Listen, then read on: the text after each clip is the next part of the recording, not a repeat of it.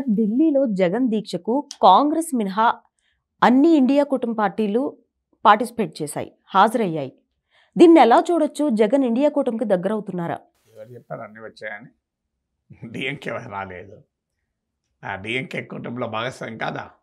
వాస్తవంగా ఏడీఎంకే వచ్చింది, డిఎంకే ప్రత్యర్థి వచ్చింది. ఓకే. సో ఇండియా కూటమిలో భాగస్వామ్యం ఆప్ రాలేదు, వామపక్షాలు రాలేదు, ఎన్సీపీ రాలేదు, ఆర్జేడీ రాలేదు. ఇక్కడ వచ్చాయండి అన్ని పార్టీలు. సో వచ్చినవి కాంగ్రెస్ రాలేదు, నేను చెప్పినప్పుడు ఇన్ని పార్టీలు రాలేదు. ఇవన్నీ ఇండియా కూటమిలో భాగస్వామ్య పక్షాలే కదా. అందువల్ల అన్ని పార్టీలు రాలేదు. ఇండియా కూటమి నుంచి వచ్చినాయి సమాజ్వాదీ పార్టీ, తృణమూల్ కాంగ్రెస్, అలాగే ఉద్ధవ్ ఠాక్రే నాయకత్వంలోని శివసేన. ఈ మూడు పార్టీలతో పాటు ఈ మూడు ఇండియా కూటమిలో ఉన్న పక్షాలు. ఈ మూడు కాకుండా ఏడీఎంకే వచ్చింది, అది ఇండియా కూటమి వ్యతిరేక పక్షంలో ఉన్నది. అందువల్ల ఇండియా కూటమిలో అన్ని పక్షాలు రాలేదు, కొన్ని పక్షాలు వచ్చాయి, కొన్ని పక్షాలు రాలేదు. అందువల్ల అది ఇండియా కూటమిగా నిర్ణయం తీసుకొని వచ్చినట్టు కనిపించలేదు. ఇండియా కూటమిలో సమావేశమే ఏం చర్చ జరగలేదు, జగన్ మీటింగ్కి పోవాలా వద్దా అని. సో ఇండియా కూటమి యునైటెడ్గా తీసుకున్న స్టాండ్ కాదు. ఇప్పుడు ఈ మూడు పార్టీలు ఎందుకు వచ్చాయంటే వీళ్ళకి ఆంధ్రప్రదేశ్లో పొలిటికల్ స్టేక్స్ ఏం లేవు.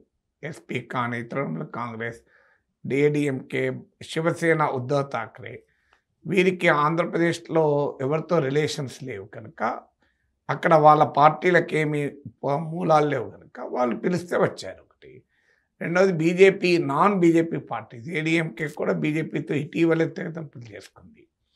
అందువల్ల ఇది బీజేపీపై పోరాటం కూడా కాదు, ఇది టీడీపీపై పోరాటం కనుక ఏడీఎంకే వచ్చింది. మిగతా మూడు పక్షాలు ఏంటంటే ఎన్డీఏకు వ్యతిరేకంగా జరుగుతున్నాయి కనుక జగన్మోహన్ రెడ్డితో ఉన్న వ్యక్తిగత సంబంధాలు కారణం కావచ్చు రావటానికి. అందువల్ల రాజకీయ సంబంధాలతో వచ్చినట్టు కనిపించలేదు. ఇదే అఖిలేష్ యాదవ్, ఇదే తృణమూల్ కాంగ్రెస్లు జగన్మోహన్ రెడ్డి, చంద్రబాబు నాయుడు అరెస్ట్ చేస్తే తీవ్రంగా ఖండించాయి. అందువల్ల రాజకీయ పార్టీలు అప్పుడున్న రాజకీయ పరిస్థితులకు అనుగుణంగా తమకు సూట్ అయ్యేటువంటి పొలిటికల్ వైఖరి తీసుకుంటాయి.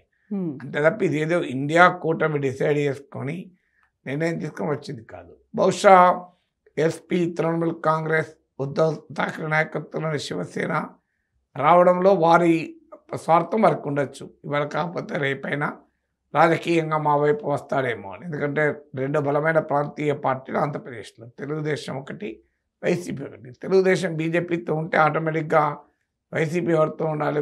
బీజేపీ వ్యతిరేక కూటమితో ఉండాలి, ఇండియా కూటమితో ఉండాలి. కానీ కొన్ని ప్రత్యేక కారణాలు అయితే ఇండియా కూటమితో జగన్ లేడు. కారణం ఆయన పైన సిబిఐ కేసులు, ఈడీ కేసులు ఉన్నాయి. సో ఈడీ, సిబిఐ కేసులు ఉండగా మోడీ ప్రభుత్వంతో పెట్టుకోలేక ఆయన బయట ఉన్నాడు. తర్వాత ఇండియా కూటమిలో ఉన్న భాగస్వామ్య పక్షాలకు ఎవరికి ఆంధ్రప్రదేశ్లో బలం లేదు, కాంగ్రెస్ కానీ, కమ్యూనిస్టులకు కానీ. అందువల్ల ఇండియా కూటమిలో ఉండడం వల్ల ఆయనకు అదనంగా రాష్ట్రంలో కలిసి వచ్చేది లేదు. పైగా మోడీ ప్రభుత్వంతో పంచాయతీ ఎందుకని బయట ఉన్నాడు.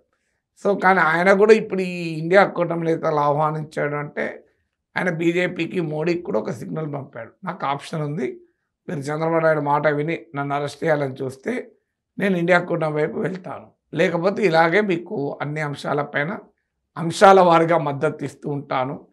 సో అనేది ఒక మెసేజ్ కూడా జగన్ పంపించుండాలి బీజేపీకి.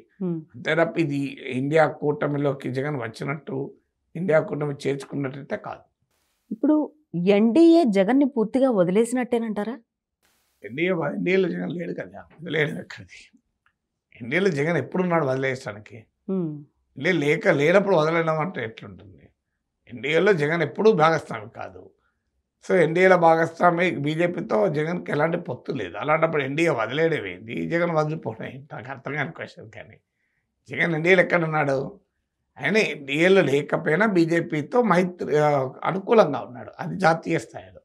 ఆ మాటకొస్తే టీడీపీ కూడా ఈ మధ్య ఎన్డీఏలో చేరింది. ఎన్డీఏలో చేరకముందు 2019 నుంచి ఎన్డీఏలో 24లో చేరేంత వరకు కూడా ఎన్డీఏలో లేకపోయినా బీజేపీ మద్దతు ఇస్తూ ఉన్నాయి. అందువల్ల ప్రాంతీయ పార్టీలకు ఏంటంటే వాళ్ళ అవసరాలకు అనుగుణంగా స్టాండ్ తీసుకుంటారు. ఇప్పుడు బీఆర్ఎస్ కూడా ఫస్ట్ టర్మ్లో బీజేపీని బాగా వ్యతిరేకించి జాతీయ స్థాయిలో బాగా వ్యతిరేకించలేదు, ఒక రకంగా అనుకూలంగా ఉన్నారు మోడీతో. సెకండ్ టర్మ్లో బీజేపీ ఇక్కడ పెరిగే వరకు వ్యతిరేకించారు. అందువల్ల జగన్ అప్పుడైనా ఇప్పుడైనా అఫీషియల్గా ఎన్డీఏలో లేడు.